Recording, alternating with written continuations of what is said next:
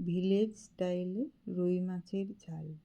এর জন্য রুই মাছ ভালোভাবে ধুয়ে নুন হলুদ মাখিয়ে সরষের তেলে লাল লাল কড়া করে সব মাছগুলো ভেজে প্লেটে তুলে নেব।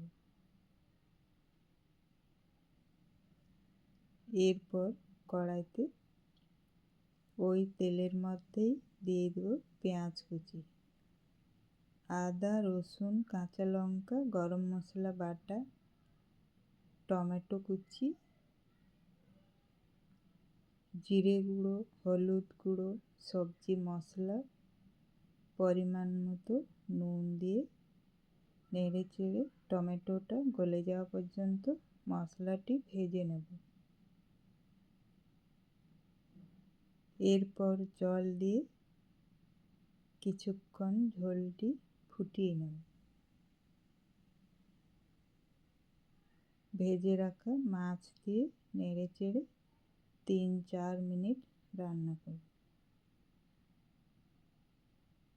এরপর গ্যাসের আঁচ বন্ধ করে ধনেপাতা কুচি দিয়ে নামিয়ে নেব। রুই মাছের ঝাল রেডি।